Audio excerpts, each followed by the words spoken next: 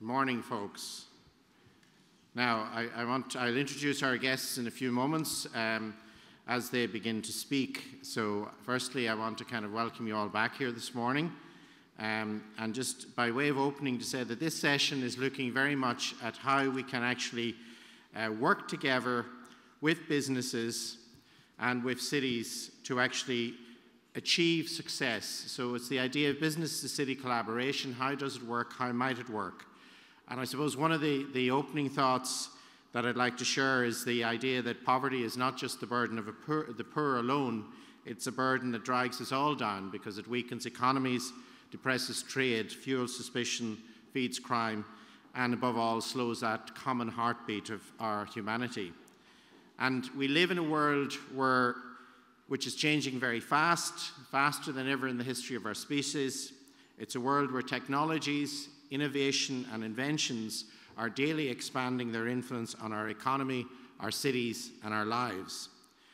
And as our cities are the gathering points of humanity, it's here that increasingly we must look for the interface between innovation, technology and the challenges of city living. And addressing those is going to be a key issue of this morning's session. How do we work together to do so? How do we formulate innovation? And we do know that technology can make a difference. And a World Bank report, for example, in 2008 found that between 1990 and 2004, technological progress had reduced by over 1/3 the numbers living in absolute poverty globally. So we know that technology and innovation and the world of business has a key role to play in strengthening that common heartbeat of humanity in realizing a social dividend that benefits us all. Now, there was mention yesterday of the young and the importance of the young. I think all ages are important, but particularly the young. So we're going to start this morning by looking at a unique initiative in Dublin, which is a combination between two of our universities, Trinity College and University College Dublin. It's the Innovation Alliance.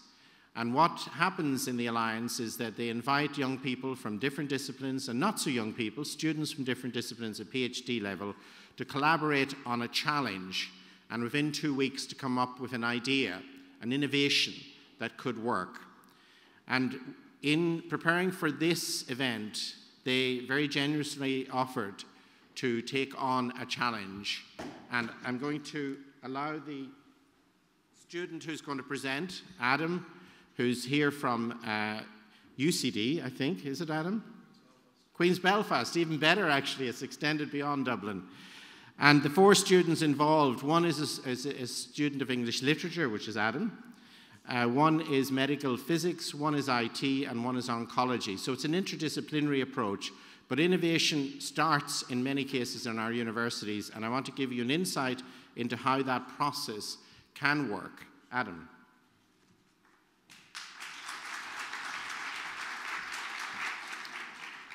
Good morning, distinguished guests. I know this is fairly early and you've probably all had your breakfast and maybe a couple of cups of swilling coffee. I'll try to keep this fairly brief, but I just want to have kind of give you a word of warning before I start. This is going to be one of those kind of newfangled technological kind of presentation things where it's going to zoom in and out. So just a word of warning about seasickness. If you do feel a little nauseous, it's not intended. But I'm going to give it a quick go anyway. As was said, the Innovation Academy is based in Dublin, but Queen's Belfast have recently joined the game. So 3 universities, of which I'm a member of the latter, and I've been lucky enough to be involved with a project. But the Innovation Academy also has begun, it's understood, to reach out to unemployed graduates, especially at this particular time, in this moment of austerity. It's very important that these things are also happening and that these things are being driven by the university itself. So the Innovation Academy has an important role to play. And I've been lucky enough to, along with 3 other students, of course I am an art student, and I've been lucky enough to present here today a quick project, 2-week project, that we were doing with Dublin City Council. And really the remit of the project was fairly simple, and it was very similar to the forum outline to have the smart, safe and sustainable city of the future. and a possible roadmap to the idea that we as PhD students can also be entrepreneurs. And there were other businesses involved with other groups of PhD students from an international and interdisciplinary background as well. So they were simultaneously working on projects. So basically the remit, as I say, was very similar. And we were basically throughout the first week, before Dublin City Council came to us, we were really learning how to play with post-it notes. The humble post-it note was very important. We also had distinguished speakers from a whole multitude of backgrounds come in, people like yourselves, to explain what they were doing and how they've innovated in their particular organisation or business.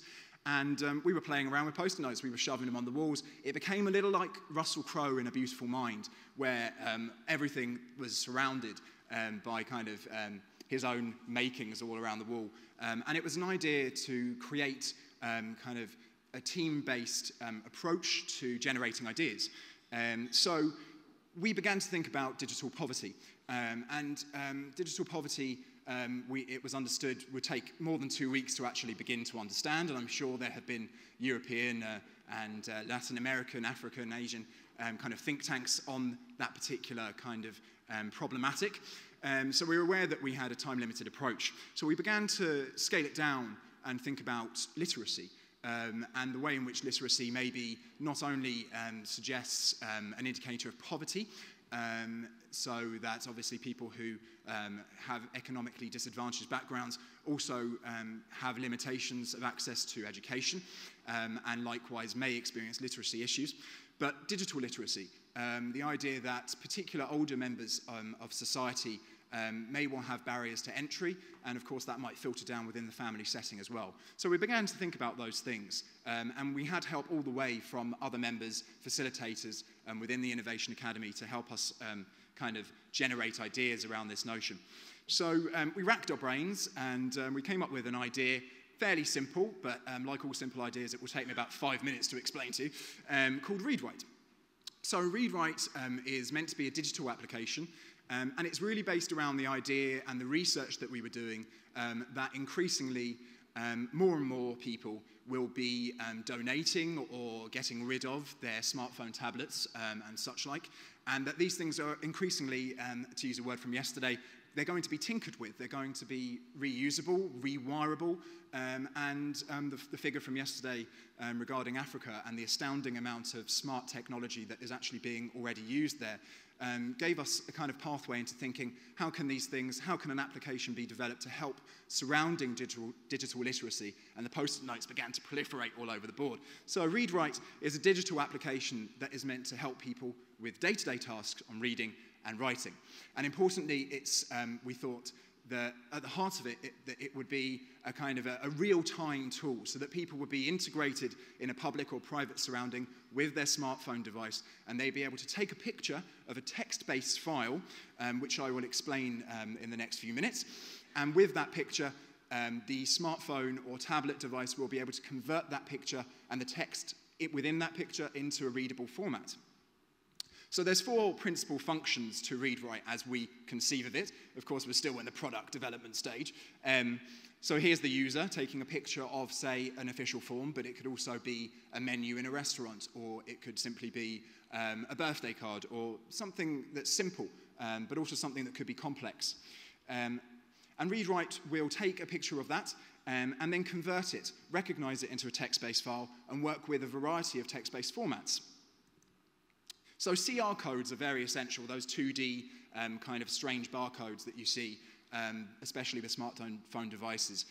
They're able to recognize them, so the idea is that in the future, perhaps all official forms would be able to have CR codes on them, so that if they're not already available through an online database, the CR codes would be picked up. The user would have instant access through Wi-Fi, if it's available, or GPS, or some mode of internet, to a digital format of that particular form, which could be for tax, passport, banking purposes.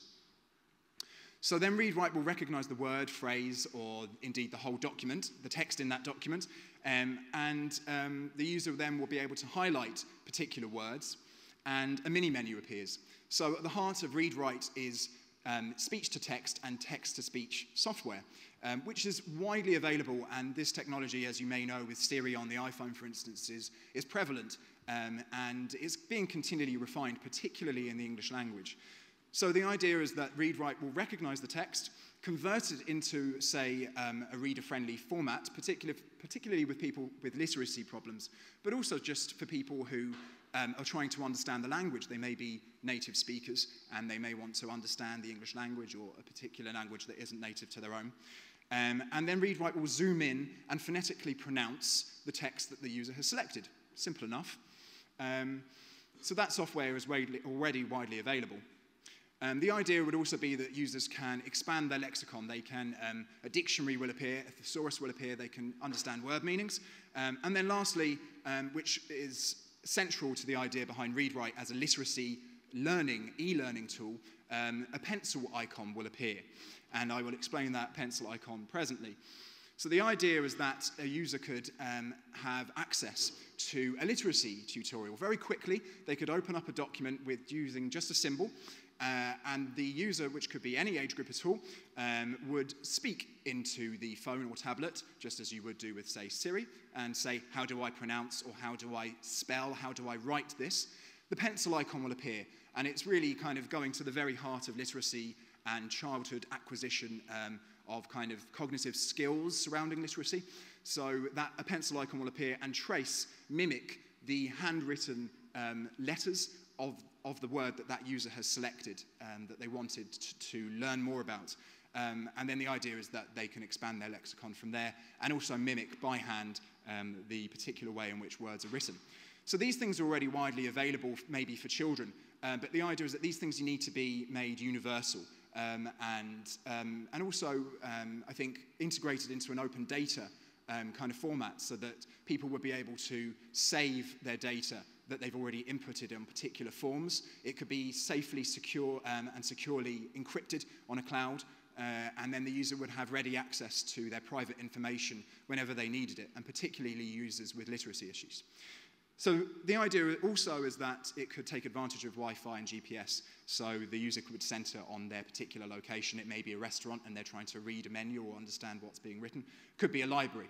And hopefully read-write would be made widely available through local government, so it could be integrated into that famous quadruple helix that is connecting all of society. So at the very heart of read-write really is core kind of literacy learning values. And it's a phrase by a Portuguese author that I wanted to kind of end on.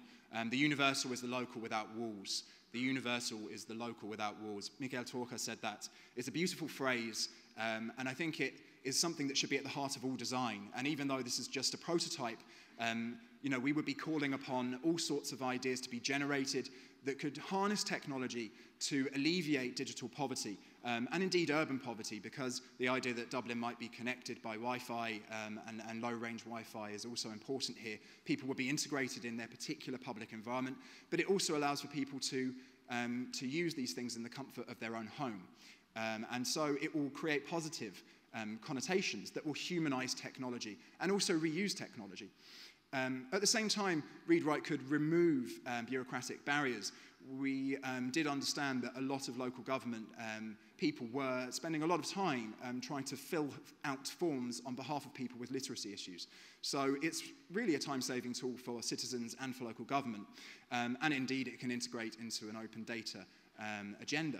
So the last post-it note, the last idea that really I wanted to say to you today is CSR, corporate social responsibility. We call upon businesses in these times to hopefully harness the power of PhD students, and this is just a case study, but if you're interested, we're open for business, and corporate social responsibility should be a way to actually get these things in development and get them out there. And that's at the very heart of what the Innovation Academy does, generating ideas for PhD students and beyond the academy. Yeah, that's central to innovation. So thank you very much for your time.